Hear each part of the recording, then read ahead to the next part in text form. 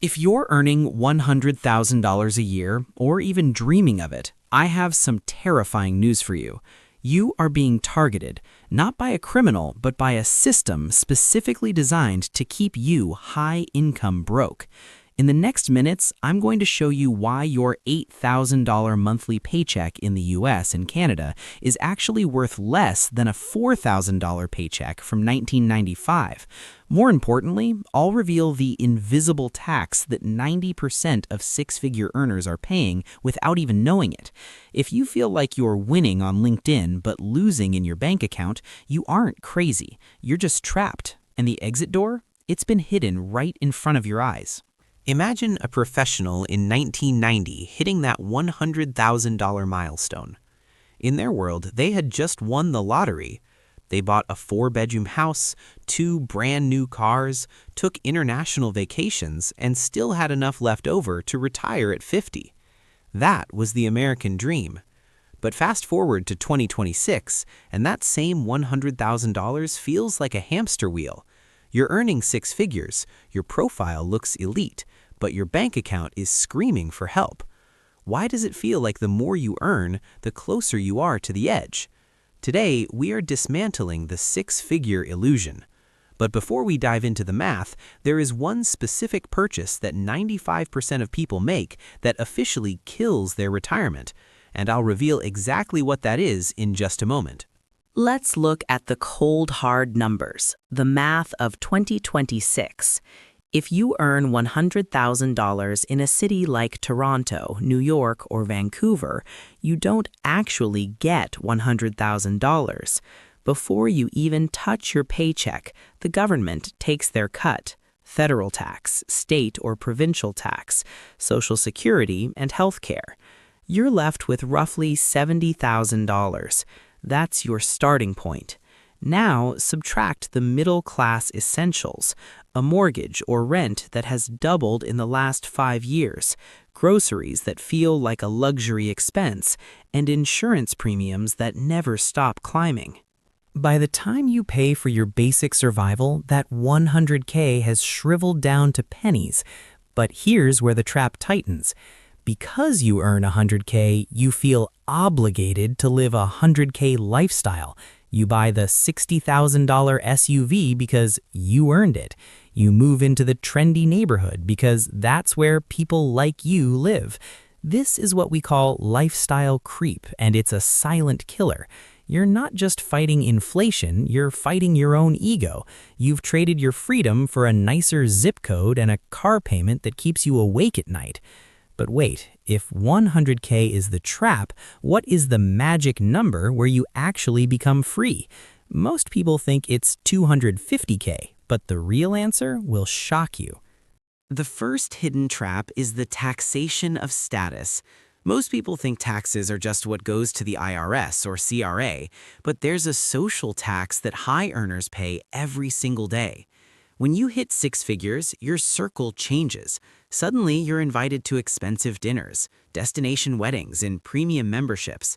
Saying no feels like admitting failure, so you pay the status tax.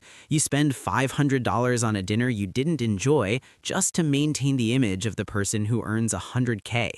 This status tax is designed to keep you on the middle-class treadmill. The system needs people who earn high salaries but spend every penny. If you're a high earner with no savings, you're the perfect employee. You're too rich to get government help, but too broke to quit your job. You are essentially a high-performance engine running on an empty tank.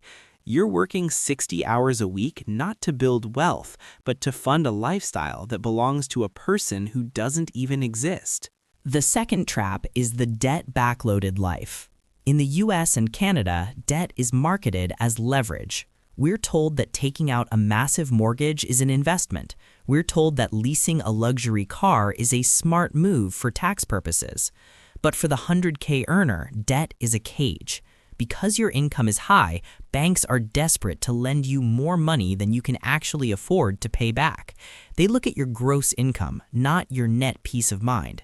Most 6-figure earners are asset poor. They have $1 million house with a $900K mortgage. They have a $70K car with a $65K loan. On paper, they look wealthy. In reality, if they miss 2 paychecks, the entire house of cards collapses. This is the illusion of ownership.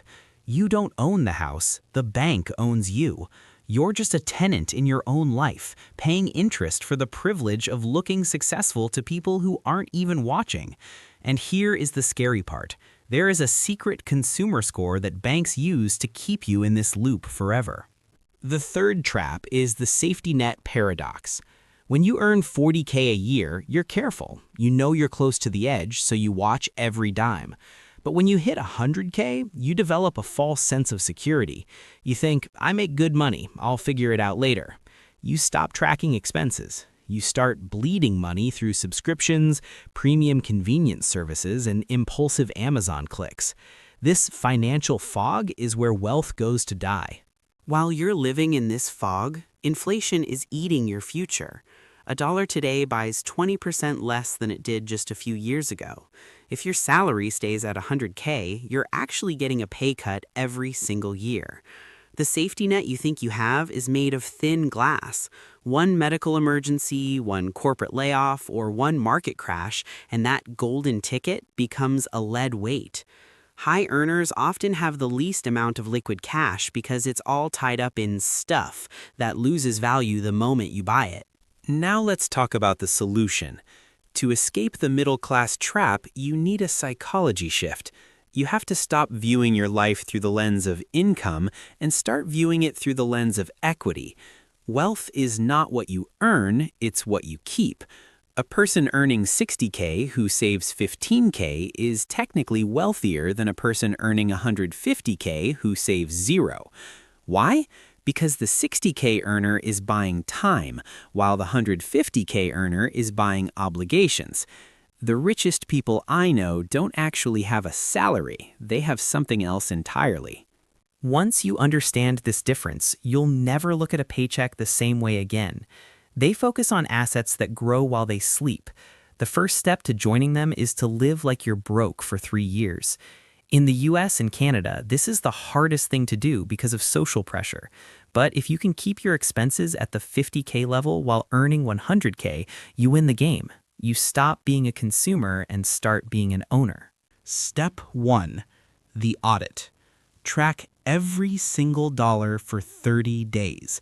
You will be shocked at how much status tax you are paying. Cancel the subscriptions, sell the car you can't afford. Remember that purchase I mentioned earlier? It's usually the luxury lease. If you are paying $800 a month for a car you don't own, you are burning your freedom. Step 2. The Freedom Fund. Build a 6-month runway of cash. Not for a rainy day, but for Freedom Day. Having $30,000 in a high-yield savings account gives you the psychological power to say no to a toxic boss. It changes your energy from desperate to powerful. This is the magic number I promised. It's not a salary figure. It's having 24 months of expenses in liquid cash. Step 3. Asset accumulation. Every dollar you save is a financial soldier that works for you 24/7. Your goal is to make your assets pay for your luxuries. If you want a Tesla, don't buy it with your salary. Buy it with the dividends from your investments.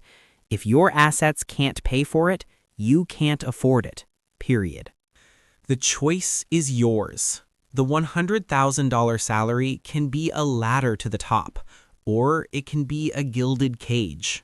Most people will choose the cage because it looks better in photos, but you're watching this because you want more than a nice look. You want true financial sovereignty. You want to be the person who can walk away from any table because you don't need the seat. Don't let the middle-class illusion steal your 40s, 50s, and 60s. Break the trap. Lower your cost, raise your investments, and start building a life that feels good on the inside, not just one that looks good on a screen. Because at the end of the day, the only person you need to impress is the future version of you who wants to retire with peace of mind.